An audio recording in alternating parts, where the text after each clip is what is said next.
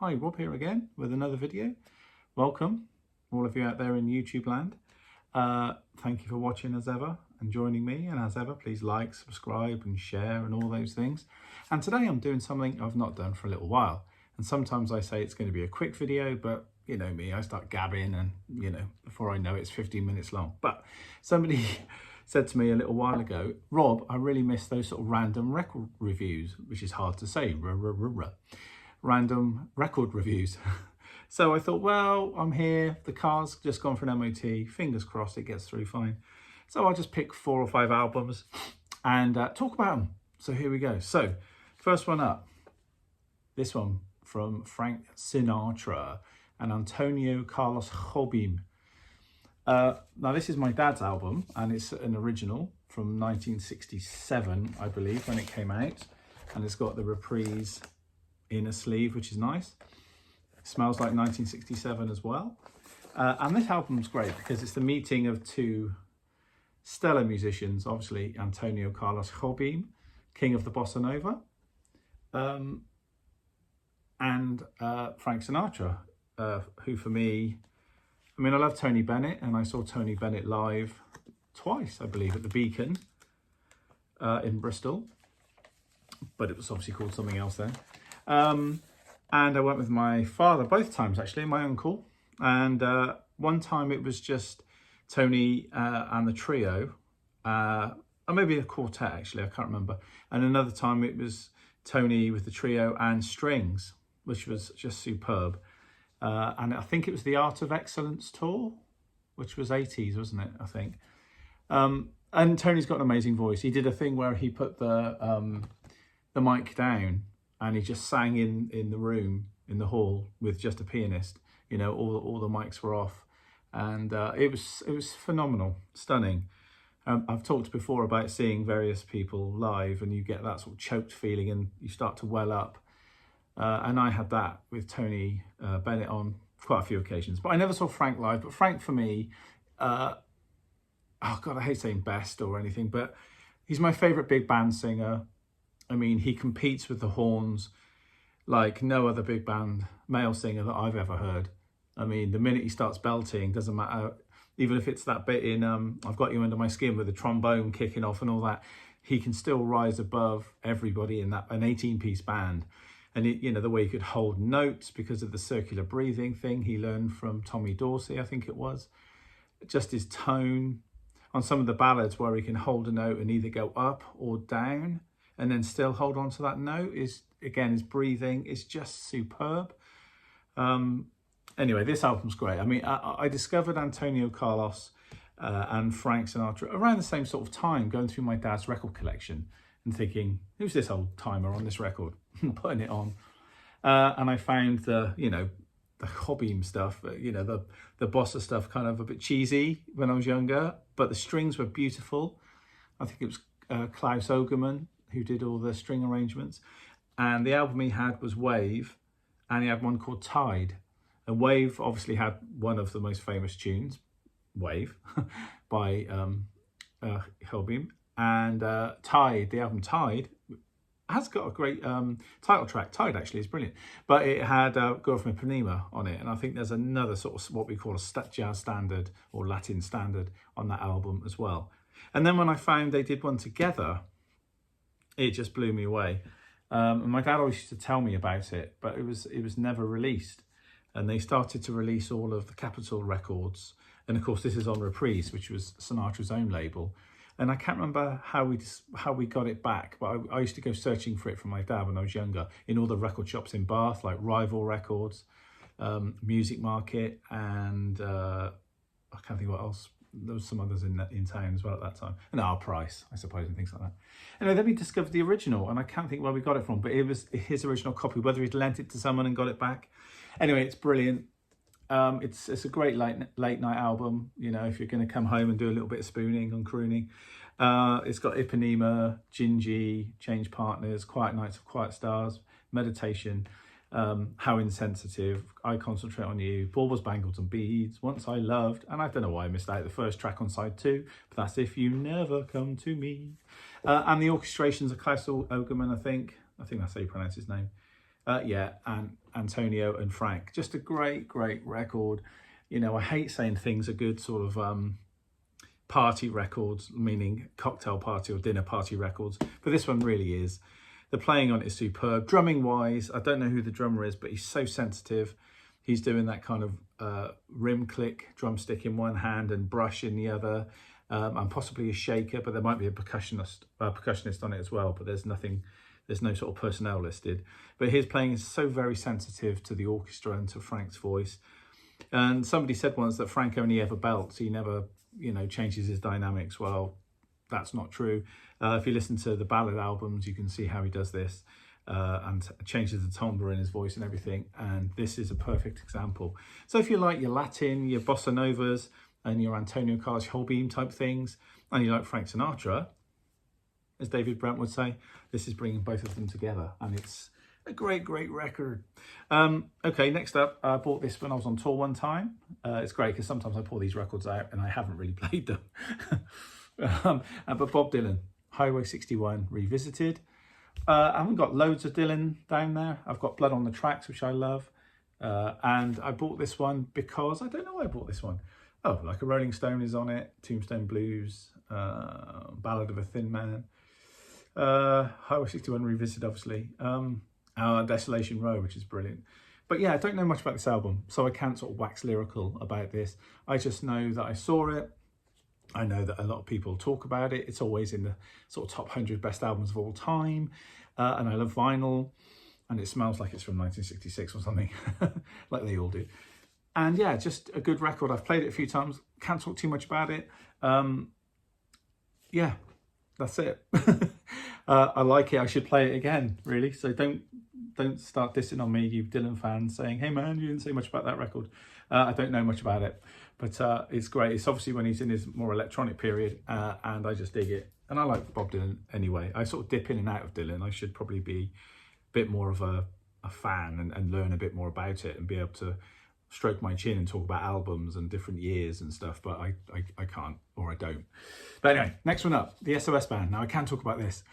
Terry Lewis and Jimmy Jam, who were in The Time, which was one of Prince's sort of protege bands.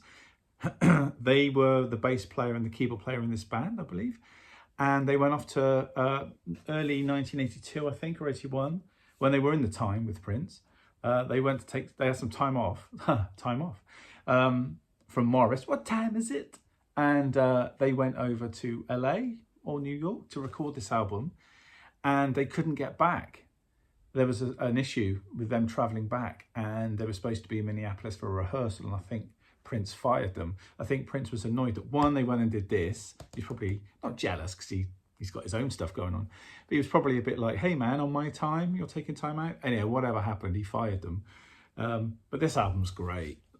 It's a soul kind of classic, I think. It's called SOS Band on the Rise.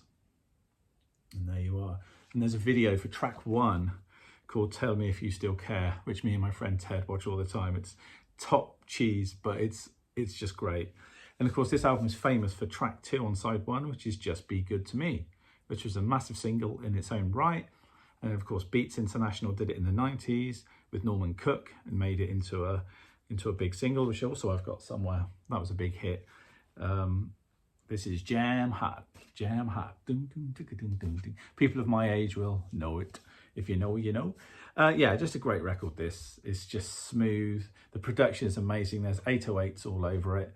And it's, as I say, that semi-funk, soul, dance as it was at that time. Not, but, you know, soul, funk, dance music, crossover.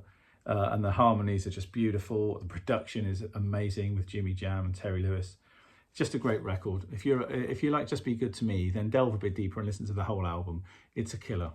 You will not regret it. It's a great record. And I think it still plays quite well. CBS, nice price. Hundreds of great value albums. And this smells more like 1982, unsurprisingly, or 83, whenever it came out. But I love these sort of inner sleeves with all the, you can also spend your money on these habits and so on. Okay, oh, this one's battered and bruised. Ooh. Average, oh. Average White Band, Soul Searching. This is the sort of third of the classic trilogy, which is what they call the White Album, which I pick up the pieces on it. And then Cut the Cake, which had Cut the Cake on it. And then this one, which has got like Queen of My Soul, which was quite a big single. And I think, oh, and I'm the One. Oh no, A Love of Your Own, which was also a single. So maybe not as popular, not as covered, not as many songs on here that bands would cover as Cut the Cake and the White Album, Average White Band White Album, not the Beatles White Album, which I've got those down there as well.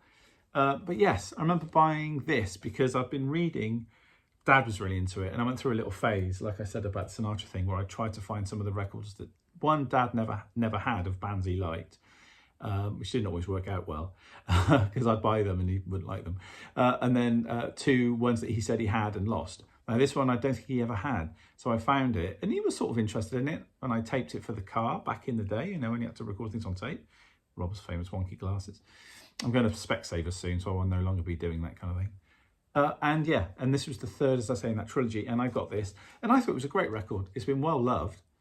This was one of the records that I used to take down to the garage and play on my second record player, which was the rubbishy one, but had bad stylus. But I used to put my headphones on, and I was in the garage with the drums, and I could play along, where I wouldn't upset anybody apart from half of Corsham, where I used to live. But yeah, it's a funky album. As I say, the singles, A Love of Your Own, which is a gorgeous ballad, and Queen of My Soul, which is slightly sort of Latin-y kind of feel.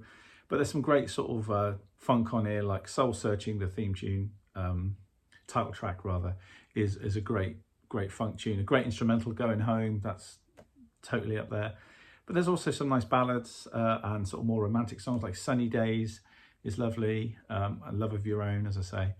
Love Your Life and I'm the One, the first two tracks after the overture, they're really dead funky.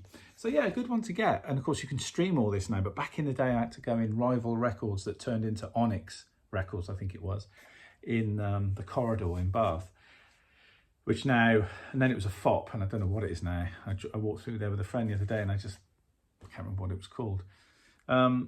Yeah, so anyway, there's that one. So worth checking out. If you like the Average White Band, this is still just before, because I know there's like a tipping point where it started to sound a bit more totally American sounding. Things like Warmer Communications, that album. But they're still great records. Cupid's in Fashion, all that. The later stuff in the 80s. Still great records. And obviously Let's Go Round Again, the album Shine with the hand. But yeah, this is sort of still in their 70s, late 70s period. And yeah, it's a cool album. Of course, Steve Ferrone, or Ferrone, I'm not sure how you say his name. He's one of the greatest funk drummers, and I listened to him a lot growing up, and listening to how he used to play that on the hi-hat, playing it like a 16th note, and bringing those hats in just on the 4E, you know, and then the 1E of the next bar, so it sits in between that, you know, or 3E and 4, you know, so it sits in between that groove. You know, that was just like, that was mental. You know, listening to that and trying to do it was amazing. So he taught me that you didn't always have to just put those open hi-hat strokes on the ands all the time, like the disco dum skats or whatever. You could put them on the E's and the R's, and it was dead funky if you did. And I'm sure there's other people out there who could, you know, drop it in the comments. If there's a drummer out there that does it, that you checked out and heard in that sort of period of time from like 75 to 80, you know, 1975 to 1980. But he was the drummer that taught me that. And he had a great snare sound, great drum sound, and just a really cool drummer. Just good. Oh, this is the last one. Okay, probably just as well. 15 minutes. Whoa. Okay, Prince, Graffiti Bridge. A bit of a disastrous movie. I think Purple Rain obviously was the thing. I mean, it's still cheesy, but it's still a great film. And most rock and roll films from then on, if there's any films made about bands or singers, there's usually a little bit of Purple Rain in there. Under the Cherry Moon, his second movie, which is an amazing soundtrack, which is down here somewhere, Parade, behind me. That's brilliant. The film, again, not so good. And then when he got to his third one, Graffiti Bridge, it was... But the soundtrack is great. it's got The Time on it again. They were in Purple Rain as well. The Time are on there, and you got Mavis Staples. She was in there as well. Tevin Campbell, and some other people as well. But it's just a great record. It's really funky. As I say, it supported the film. The film wasn't great for obvious reasons, and it's a shame because at the time after Batman, he was dating Kim Basinger or Basinger, however you say it, and they were going out for a couple of years after the Batman soundtrack that he did. And of course, she was in Batman. She was Vicky Vale.